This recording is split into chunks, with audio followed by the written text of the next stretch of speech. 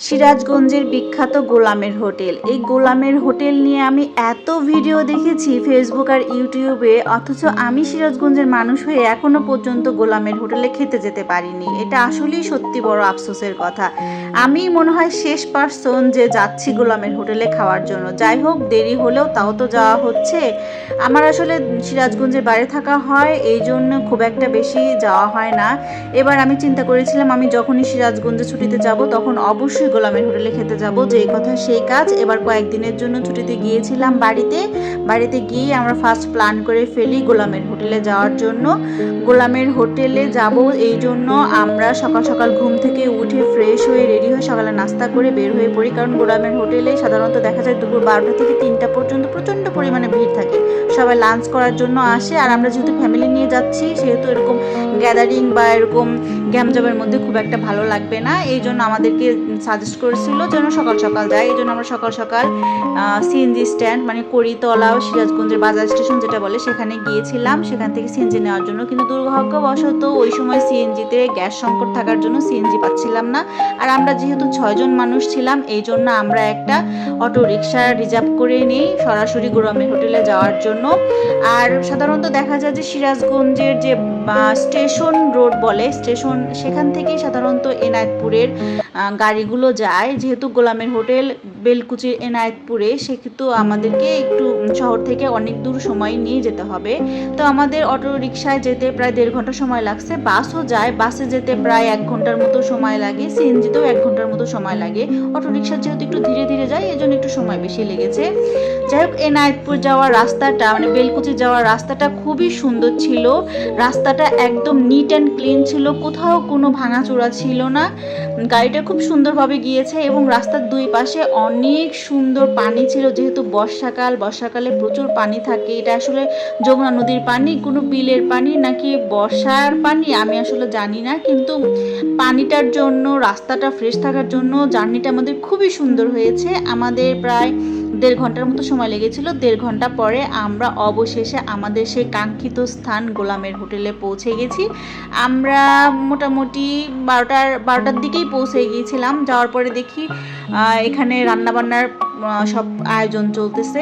গোলামের হোটেল এটা যেহেতু একটু বাঁধের পাশে মানে যমুনা নদীর বাঁধের পাশে, সেহেতু এটার পরিবেশটা খুব একটা যে আপনার সেই 5 স্টার হোটেলের মতো হবে বা নামি দামি হোটেল রেস্টুরেন্টের মতো হবে সেরকম না। কিন্তু এটা মোটামুটি পরিবেশটা দেখে আপনাদের অনেকের পছন্দ নাও হতে পারে, কিন্তু খাবারের ব্যাপারটা সেটা আলাদা বিষয়।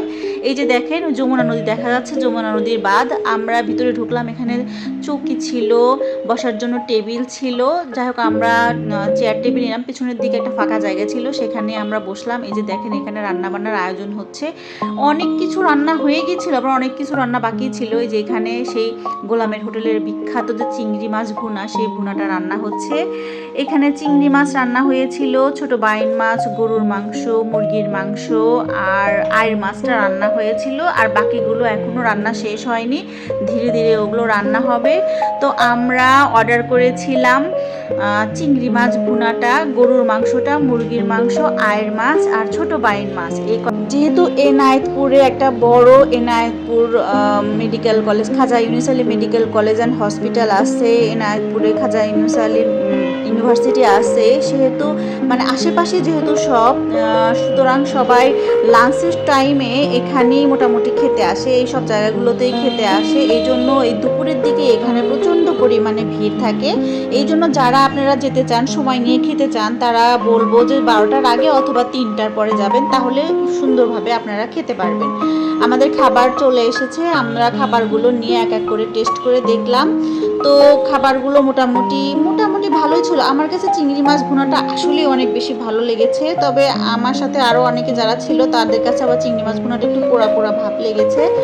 আমার কাছে ওদের মুরগির মাংসটাও অনেক ভালো লেগেছে, কিন্তু গরুর মাংসটা খুব একটা ভালো লাগেনি, কারণ ওরা কালাভুনা হয়নি। আসলে গরুর মাংস রান্না হয়েছে, কারণ আমি রাজশাহীর কাটাখালীর গরুর কালাভুনাটা খেয়েছি, তো সুতরাং তার কাছে এটা আসলে কিছুই না। তো তো এটা মোটামুটি গরুর মাংসটা মোটামুটি ছিল।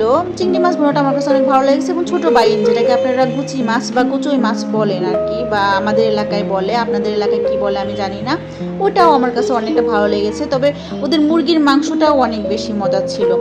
কিন্তু আর মাছটা আমার কাছে খুব একটা ভালো লাগেনি। আমার মনে হয়েছে আর মাছটা একটু পেঁয়াজ মরিচ দিয়ে টমেটো একটু ভুনা ভুনা করলে হয়তো ভালো লাগতো। ওরা আসলে লাউ দিয়ে রান্না করেছে, লাউ দিয়ে রান্না করার জন্য আমার কাছে খুব একটা টেস্ট লাগেনি, মানে আছে ভালোই কিন্তু খুব একটা ভালো লাগেনি। তবে আমাকে যদি মার্কিং করতে বলেন তাহলে আমি ওদের চিংড়ি ভুনাকে 9 দেব, মুরগির মাংসটাকে 8.5 দেব, আর ছোট বাইন যেটা গোচই মাছ যেটাকে বলে সেটাকে আমি 8 দেব, আর ওদের গরুর মাংসটাকে আমি 7 দেব, আর আইড় মাছটাকে আমি 6 6.5 এরকমই দেব। এর বেশি নাম্বার আমি আসলে দিতে পারবো না। যাই হোক, মোটামুটি খাবারগুলো ভালোই ছিল দাম অনুযায়ী। দামগুলো যেমন চিংড়ি মাছের দাম ছিল 150 টাকা, ছোট বাইন মাছটার দামও ছিল 150 টাকা, গরুর মাংসটা ছিল 180 টাকা, আর মুরগির মাংস মেবি 150 টাকা ছিল, আর আয়ের মাছটা ছিল 300 টাকা। তো 300 টাকা অনুযায়ী আর মাছটা খুব একটা মজা হয় নাই। এই তো আমাদের খাওয়া দাওয়া শেষে এই যে দেখেন সেই বিখ্যাত গোলামের হোটেলের গোলাম ভাই ওখানে রান্না বান্নার কাজে তিনি কিন্তু নিজে বাজার করেন, নিজে বাজার করেন, নিজেই সব কিছু দেখাশোনা করে রান্না বান্না করে নিয়ে আসেন। অবশেষে আমরা গোলাম ভাইয়ের সাথে একটু দেখা সাক্ষাৎ করলাম, তার সাথে একটু ফটোশ্যুট করলাম, ফটোশ্যুট করে কথা টথা বলে আমরা চলে আসলাম। আমরা 6 জন মানুষ গিয়েছিলাম। এই যে আইটেমগুলো খেয়েছিলাম এগুলোর মোট বিল আমাদের প্রায় 1600 টাকার মতো বিল আসছিল। আর যাওয়ার সময় আমাদের অটো ভাড়া লেগেছিল প্রায় 300 টাকা, আর আসার সময়ও ঠিক ওরকমই 300 থেকে 350 400 এরকম লেগেছিল। তো পাশেই ছিল, দেখলাম ওখান থেকে বের হয়ে দেখলাম একটা গামছার দোকান, গামছা লুঙ্গির দোকান। এনায়তপুরে কিন্তু প্রচুর তাঁত আছে, যেখানে তাঁতের নিজস্ব গামছা, লুঙ্গি, শাড়ি এগুলো তৈরি হয় এবং অনেক রিজনেবল প্রাইসে পাওয়া যায়। তো আমরা কয়েকটা গামছা নিয়ে নিলাম। তো সামনে দেখলাম নদীর বাঁধ, এই জন্য আমরা একটু বাঁধটা দেখতে আসলাম। বিশ্বাস করেন বাঁধটা দেখতে এটা ছিল আমাদের সবচাইতে সুন্দর জায়গা, সুন্দর মুহূর্ত।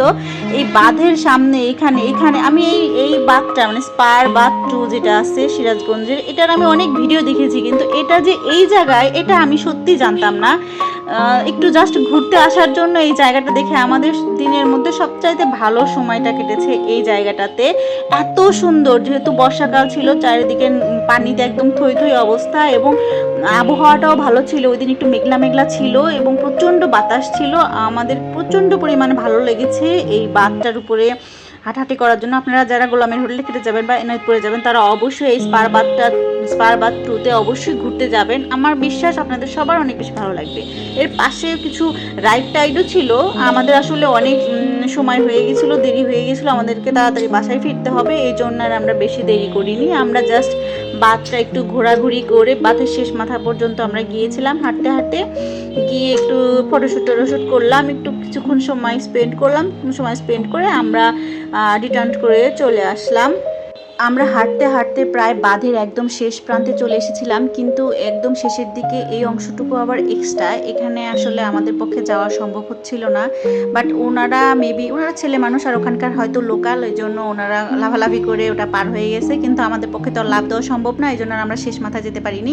বাট বিশ্বাস করেন অসম্ভব পরিমাণ সুন্দর লেগেছে জায়গাটা, যেহেতু বর্ষাকাল, পানিতে একদম ভরা পুরো ছিল নদী, প্রচণ্ড বাতাস ছিল, আবহাওয়াটাও সুন্দর ছিল, আমার খুবই ভালো লেগেছে। আপনারা অবশ্যই যদি সিরাজগঞ্জ গোলামের হোটেলে খেতে যান তাহলে অবশ্যই চেষ্টা করবেন এই স্পার বাঁধ 2টাতে একটু ঘুরে আসতে। আমার বিশ্বাস আপনাদের সবার অনেক ভালো লাগবে। এই দেখুন ভরা নদী কতটা সুন্দর লাগছে বর্ষাকালে, আর আমার মনে হয় এটা বর্ষাকালেই সবচেয়ে বেশি সুন্দর লাগবে, কারণ যেহেতু পানি থাকে। আর শীতকালে খুব একটা ভালো নাও লাগতে পারে, কারণ শীতকালে যেহেতু পানিটা একটু কম থাকে। যাই হোক, শীতকালে যেহেতু আমার যাওয়া হয় না, নেক্সট যদি শীতকালে যাই তখন শীতকালের ভিডিওটা আপনাদের সাথে শেয়ার করবো। এই যে আমাদের ঘোরাফেরা শেষ করে আমরা ব্যাক করে চলে আসছি। আর যখন চলে আসছিলাম তখন এই যে পাশে দেখুন কত সুন্দর সুন্দর নৌকাগুলো ছিল, দেখতে সত্যি খুব সুন্দর লাগছিল। আশেপাশের পরিবেশগুলো এত বেশি সুন্দর ছিল যে সত্যি অনেক বেশি ভালো লাগছে আমাদের যাওয়া আসার জার্নিটা।